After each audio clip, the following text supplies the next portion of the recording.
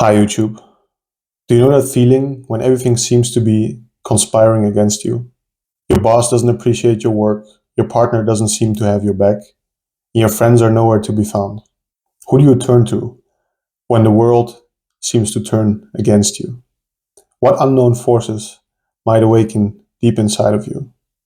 Today I want to talk to you about Ares, the god of war, bloodlust, and anger.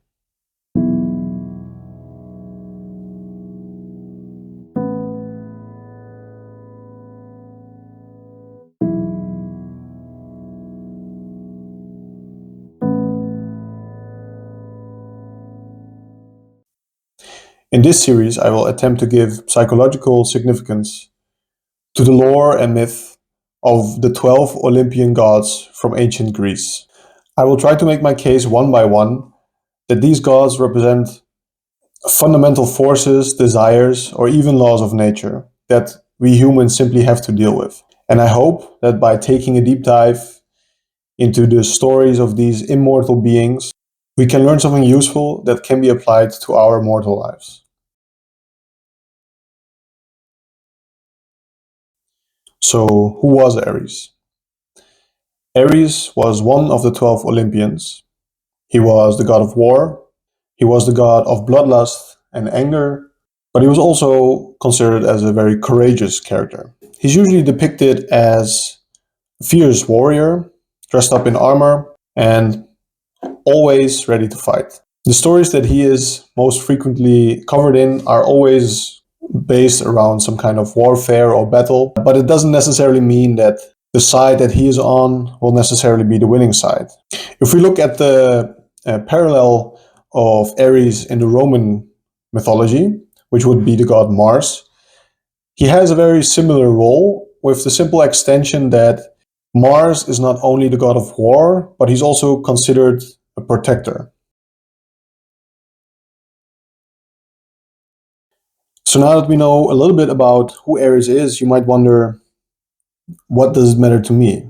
Like, it can be interesting to learn a bit about Greek culture if you want to go to see paintings or some statues or something, but what does it matter for my day-to-day life? Consider the fact that for the ancient Greeks, and for any ancient civilization for that matter, gods were basically not fully understandable forces that have a huge impact on your life, which you can have a sort of relationship with. And in the case of Ares, or let's call it for simplicity's sake, anger, we can understand how that can have some truth in it, even in our daily life. Like the example that I tried to give at the introduction of this video, how many times aren't you encountering a situation where you are out of control? Simply said, you don't have any control anymore about what you do or say because you're so angry, you're so filled with anger. Anger has possessed you. And for the ancient Greeks, that basically meant that Ares had taken control. And we now live in a society where physical violence and battles are not really a thing anymore for normal people, but we still have this driver inside of us that we need to deal with. If we try to link that back to the Roman interpretation of this god, which would add the attribute of protector to it, we can also a bit easier understand why there is such a force, even biologically speaking. If everything goes well in your life, there's no need for anger.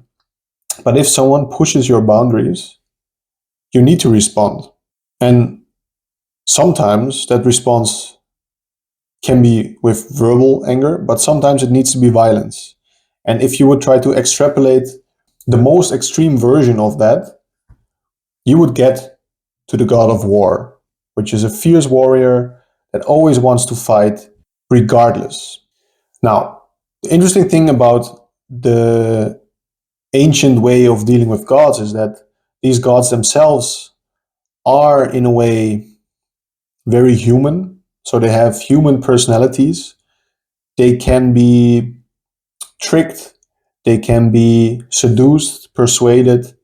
And in a kind of meta way, even gods can be possessed by anger. So you oftentimes also see that the god wants revenge on a different god or on a human being. So they really are also possessed by the same force. But for humans, it would in a way mean that you are possessed by Ares. And because these deities, these gods have personalities and are, let's say, autonomous, you can make peace with them or anger them. And you can give them what they want or you can deny it to them. I think the lesson to be learned is that anger itself will never go away. And giving in to anger blindly is also not a good option.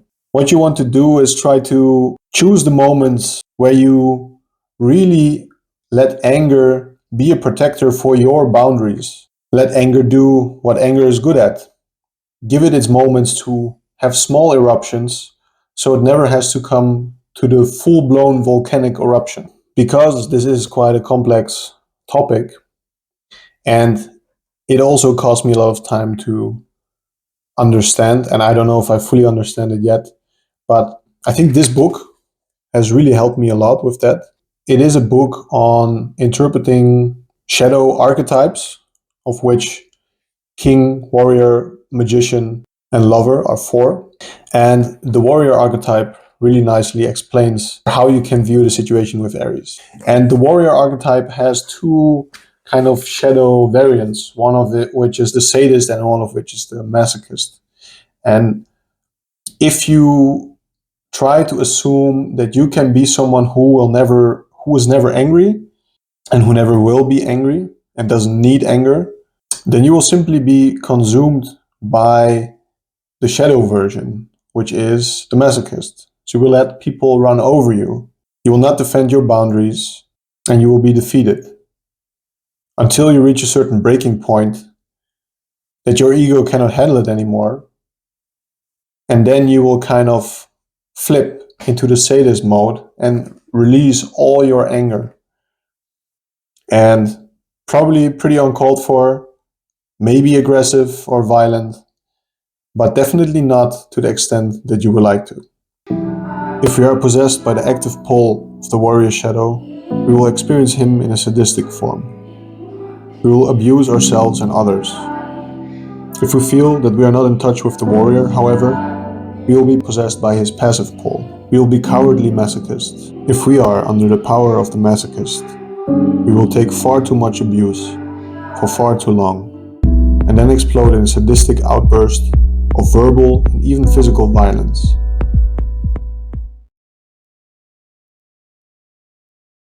What is the alternative? The alternative is we just ignore this fact. We live our lives the way that we are doing it already. We feel that we are getting agitated more and more throughout the day. Stuff is happening that we simply don't agree with. But we want to be polite. We want to be nice. We don't want to cause any conflict. We feel like we cannot express our anger maybe in certain social situations like the office, which as an effect, we build up that anger and take it home to our friends or family, which we might feel more comfortable with to let out our anger, but we burden them with the multiplication of the anger that we already should have let out, something we should have already spoken up about, but we didn't. And we don't want this conflict because we've completely suppressed and chained up the version of ourselves that is ready to fight, that is ready to defend themselves, that isn't afraid of conflict. Everyone has this version inside of them. Everyone can protect their own borders. It's in your DNA. It's in your unconscious. But if you choose to ignore it and keep suppressing it, don't think that you are not possessed by it. You will be possessed by the shadow version, which is the masochist. You can choose to do that, but I hope that you can see that accepting the fact that this is a part of you and that you can actually realize that, be a bit more courageous, speak up, fight, defend yourself. Don't be afraid to lose. Aries is ready to fight, winning or losing battles, no matter what. If you can get him on your side, you will be ready to fight, regardless of the outcome. And trust me, you will feel much better. If we are accessing the warrior appropriately, we will be energetic, decisive, courageous, enduring, persevering, and loyal to some greater good beyond our own personal gain. We will care for ourselves and others. We will fight good fights in order to make the world a better and more fulfilling place for everyone and everything. Our war making will be for the creation of the new, the just, and the free.